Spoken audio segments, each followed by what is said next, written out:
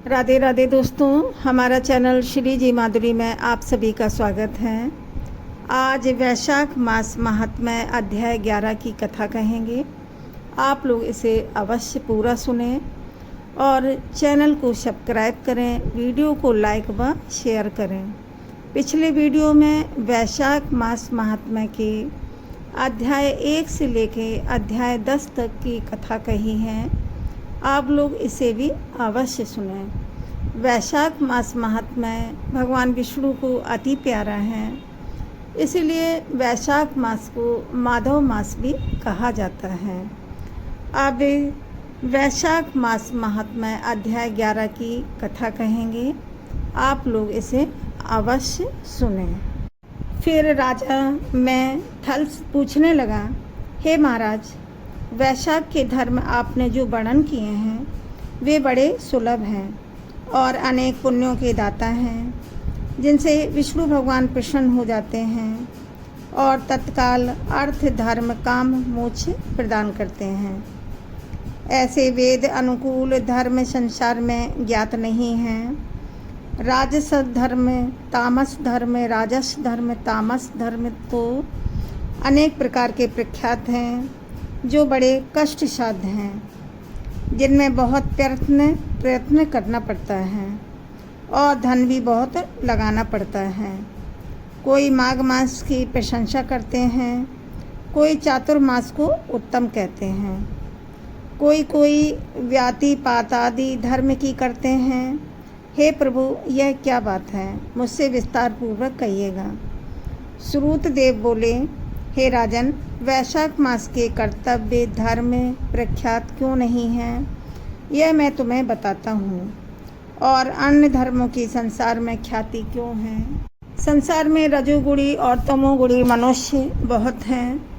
संसार में रजोगुणी और तमोगुणी मनुष्य बहुत हैं, जो संसार के भोगों की रतिदान इच्छा करते हैं और पुत्र पौत्र तथा संपत्ति की सदा चाह करते हैं।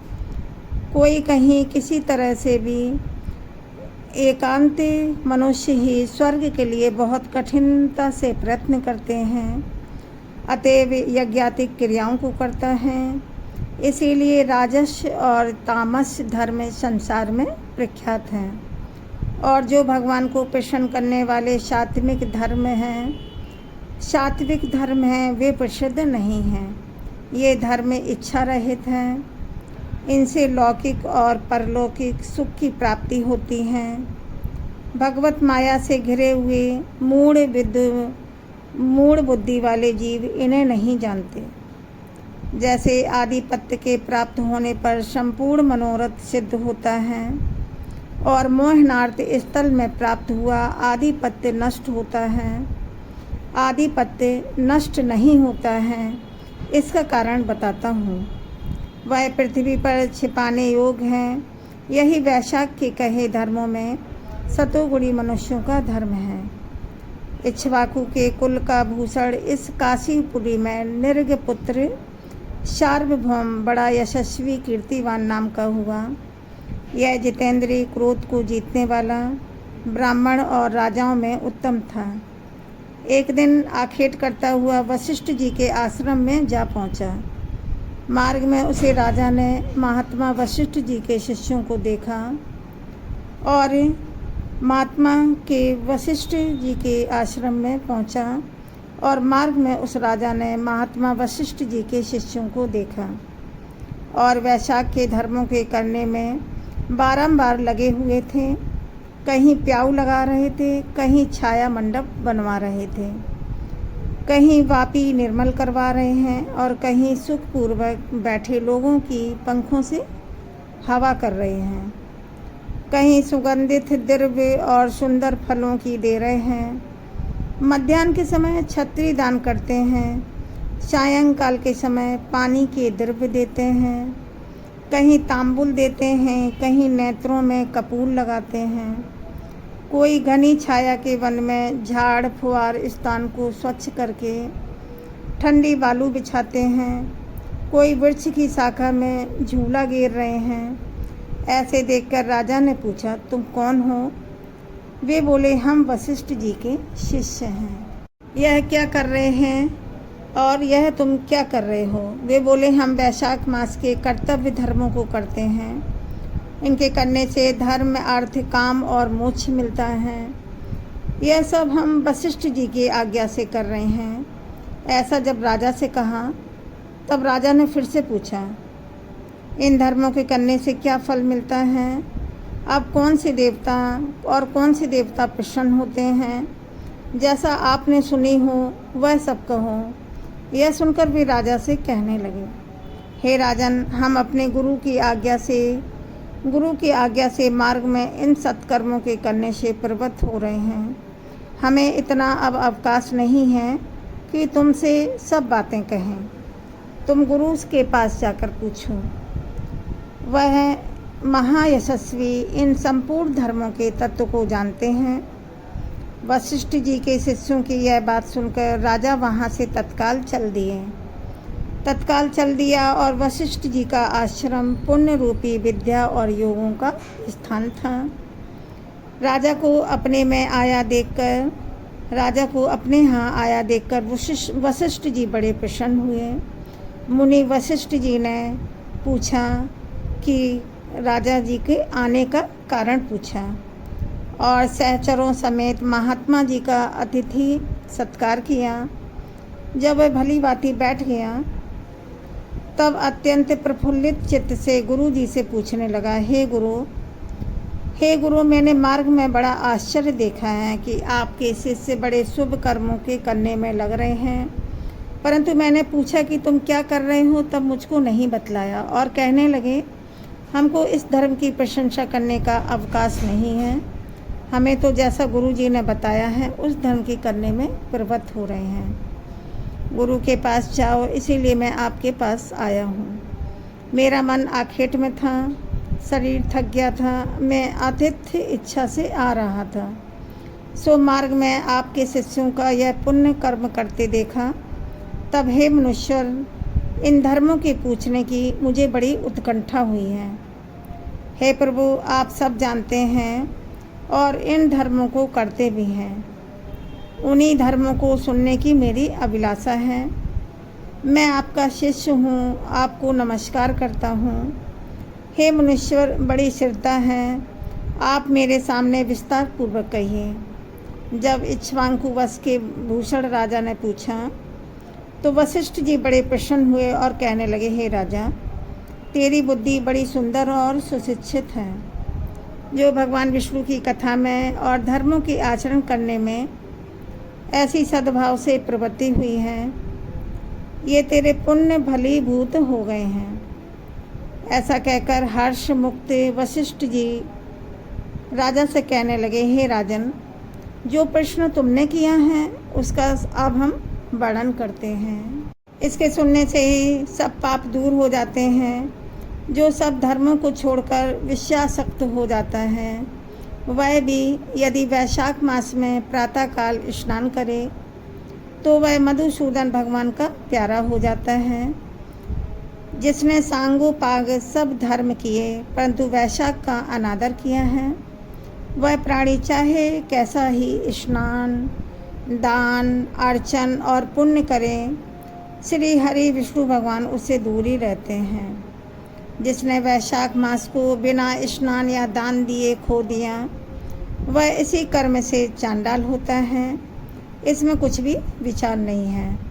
वैशाख मास में बताए सर्वोत्कृष्ट धर्म जिसने हरि विष्णु भगवान की आराधना किया है, भगवान उसी से प्रसन्न होते हैं और उसकी अभिलाषा पूर्ण करते हैं। लक्ष्मीपति जगन्नाथ संपूर्ण पापों के नाश करने वाले हैं। थोड़े ही धर्म से प्रसन्न हो जाते हैं, बहुत परिश्रम और धन से नहीं होते। भक्तिपूर्वक भगवान विष्णु का पूजन सब कामनाओं को पूर्ण करता है। हे राजन, इसीलिए मधुसूदन भगवान में सदा भक्ति चित्त करनी चाहिए और सदा भक्ति करनी चाहिए। हे जगन्नाथ, भगवान की जल से पूजा करने पर भी क्लेश नाशनारी क्लेशहारी हरि ऐसे प्रसन्न होते हैं जैसा प्यासा मनुष्य जल के मिलने से प्रसन्न होता है। भगवान विष्णु थोड़े ही धर्म में प्रसन्न हो जाते हैं, बहुत परिश्रम और धन से नहीं होते। भक्ति पूर्वक विष्णु भगवान का पूजन सब कामनाओं को पूर्ण करता है। हे राजन, इसीलिए मधुसूदन भगवान में सदा भक्ति करनी चाहिए। जगन्नाथ भगवान की जल से पूजा करने पर भी क्लेश हरि ऐसे प्रसन्न होते हैं जैसे होते हैं जैसे प्यासा मनुष्य जल के मिलने से प्रसन्न होता है। बड़े बड़े कर्म करने से स्वरूप फल मिलता है और छोटे कर्मों से बड़े फल मिल जाते हैं। कर्मों के भूरे हेतुत्व में महाकर्म और स्वल्प कर्म हेतु नाही हैं, किंतु कर्म के स्वरूप हैं। कर्मों की बड़ी गहन हित है, कर्मों की बड़ी गहन गीत है। वैशाख में जो धर्म कहे हैं उनमें परिश्रम भी थोड़ा होता है और द्रव्य भी बहुत व्यय नहीं होता, परंतु भगवान विष्णु के प्रसन्न करने का सुगम उपाय है। अतएव है राजन, तुम जो वैशाख मास के धर्मों कौन करे उसे दंड दो। सब प्रकार सब शास्त्रोक्त बातें बताकर पीछे वैशाख मास के सब धर्म समझा दिए। सब धर्मों को सुनकर गुरु जी की भक्ति पूर्वक पूजा करके राजा अपने घर को चला आया और सभी धर्म करने लगा। देव निरंजन केशव भगवान में बड़ी प्रीति करने लगा और पद्मनाभ देव भगवान के अतिरिक्त किसी को भी नहीं देखता। फिर राजा ने हाथी पर ढोल रखवाकर अपने राज्यभर में सूचना कर दी कि 8 से 80 वर्ष तक के वृद्धावस्था तक जो कोई मेष की संक्रांति में सूर्योदय से पहले स्नान नहीं करेगा उसे मैं दंड दूंगा और देश से निकाल दूंगा। पिता, पुत्र, भार्या या इष्ट मित्र कोई भी हो जो वैशाख मास के धर्मों का संपादन नहीं करेगा उसको मैं चोर के समान समझूंगा। प्रातःकाल सुंदर व जल में स्नान करके श्रेष्ठ ब्राह्मणों को दान दो, शक्ति के अनुसार प्याऊ लगवाओ तथा अन्य धर्मों को करो। गांव-गांव में एक धर्मोपदेशक भगवान विष्णु के ब्राह्मण नियुक्त कर दिया और 5-5 गांवों के ऊपर एक अधिकारी नियुक्त किया। गांव-गांव में एक धर्मोपदेशक ब्राह्मण नियुक्त कर दिया और 5-5 गांवों के ऊपर एक अधिकारी नियुक्त किया। ऐसे धर्महीनों को दंड देने के निमित्त 10-10 सवार नियुक्त किए गए। 10-10 सवार नियुक्त किए। ऐसे में इस सार्वभौम राजा के शासन से यह धर्म वृक्ष सब देशों में विस्तार पूर्वक फैल गया। जो मनुष्य प्रसाद से भी इस राजा के नगर में मर जाते थे वे सीधे विष्णु लोक को चले जाते थे। जो मनुष्य प्रमाद से भी इस राजा के नगर में मर जाते थे वे सीधे विष्णु लोक को चले जाते थे। अवश्य ही उनको वैकुंठ की प्राप्ति होती थी। जो कोई मेष की संक्रांति में प्रातःकाल किसी बहाने से भी स्नान कर लेता है वह संपूर्ण पापों से छूटकर विष्णु लोक को चला जाता है। वैशाख में एक बार भी स्नान करने से प्राणी यमलोक को नहीं जाता। उस सूर्यवंशी राजा ने यम के लेखों को मिटा दिया। बेचारे चित्रगुप्त को भी लिखने के लिए कुछ काम नहीं रहा। विष्णु लोक को जाने वाले स्वकमर्स्थ मनुष्यों के जो कुछ पाप पुराने लिखे थे वे भी सब दूतों ने नष्ट कर दिए और सभी पापी जीवों से नरक खाली हो गए तथा वैशाख मास के प्रभाव से नरक का मार्ग भग्रयान हो गया और संपूर्ण मनुष्य निर्मल रूप धारण करके विष्णु लोक को जाने लगे। देवताओं के भी संपूर्ण लोक खाली हो गए। जब स्वर्ग और नरक सब शून्य हो गए तब नारद जी धर्मराज के पास जाकर बोले, हे राजन, नरक में पिछले जैसे हाहाकार के शब्द नहीं सुनाई दे रहे हैं और खोटे कर्म करने वालों की कुछ लिखा पड़ी नहीं है। चित्रगुप्त हाथ पर हाथ रखे मुनि की भांति चुपचाप बैठे हैं। हे राजेंद्र, पाप कर्म करने वालों को माया और दंभ से बड़े हुए पापी मनुष्य तेरे लोकों में क्यों नहीं आते? तेरे लोक में क्यों नहीं आते, इसका कारण बताओ। जब महात्मा नारद जी ने ऐसा कहा तब धर्मराज बड़ी दीनता से बोले, हे नारद, आजकल पृथ्वी में जो राजा है वह है ऋषिकेश पुराण पुरुषोत्तम का बड़ा भक्त है। उसने अपने देश भर में सूचना करा दी है कि 8 वर्ष के बालक से 80 वर्ष के वृद्ध तक जो कोई वैशाख के धर्म नहीं करेगा, वैशाख के धर्म में पुण्य नहीं करेगा, सुबह स्नान नहीं करेगा, वह दंड का भागी होगा। उसके डर के मारे प्रजा वैशाख के धर्मों को करने से सब मनुष्य वैकुंठ को ही चले जाते हैं। उस राजा ने मेरे लोक में आने का मार्ग लुप्त कर दिया है।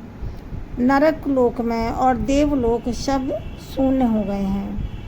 लेखकों के लिखने के लिए अब कुछ भी नहीं है और जो पहले लेख लिखे गए थे वे भी सभी मनुष्यों ने मेट दिए हैं। हे मुनिवर, यह सब वैशाख मास के धर्मों की ऐसी महिमा है। वैशाख मास में कर्तव्य कर्मों के करने से मनुष्य ब्रह्म हत्या आदि पापों से छूटकर विष्णु पद को प्राप्त होते हैं। अतः मैं काष्ठ की समान हो गया हूँ, मुझे कुछ भी दिखाई नहीं देता है। मैं उस महाबली से युद्ध करके उसे मारूंगा, क्योंकि जो स्वामी के कार्य को बिना किए ही निर्व्यापार रहता है उसका वैभव नष्ट हो जाता है और वह निश्चय ही नरक में जाता है।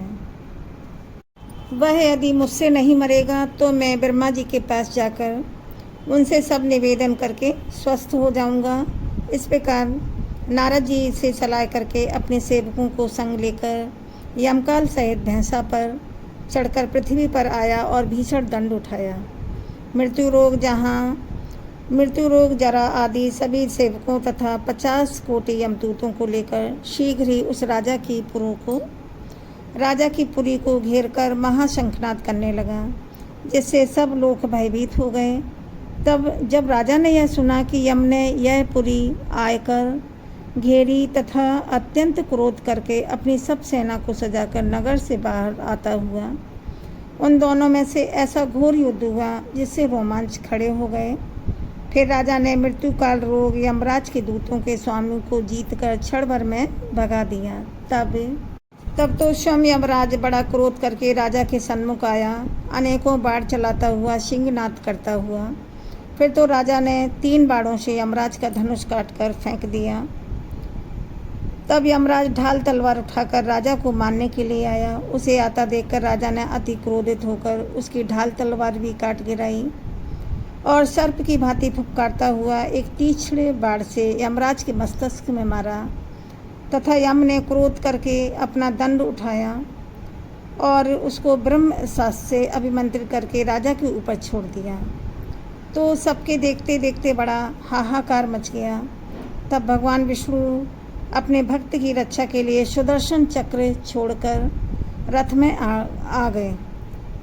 सुदर्शन चक्र को छोड़ा जो रण में आ गया, यमदंड से युद्ध करने लगा और ब्रह्मशास्त्र का निवारण करके यम को मारने को उद्यत हुआ।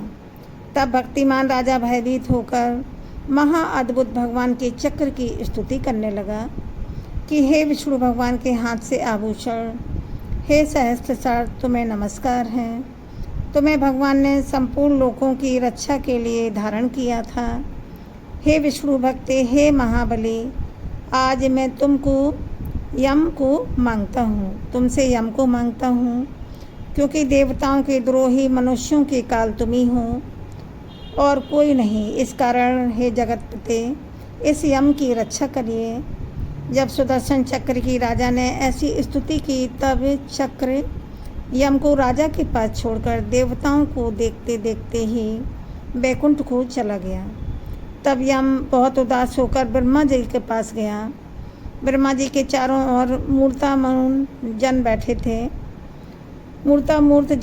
थे। तब ब्रह्मा जी ने देवताओं के आश्रय हैं, जो ब्रह्मा जी देवताओं के आश्रय हैं, जगत के उत्पत्ति के कारण हैं, संपूर्ण लोकों के पितामह हैं, उनकी संपूर्ण लोकपाल और दीपपाल उपासना कर रहे हैं। इतिहास और पुराण शरीर धारण करके खड़े हैं। समुद्र, नदी और सरोवर मूर्तिवाद विराजमान हैं। पीपल से लेकर आदि संपूर्ण वृक्ष खड़े हैं। मूर्तिमान वापी करता हुआ कुआं, तालाब और पर्वत उपस्थित हैं तथा दिन रात पक्ष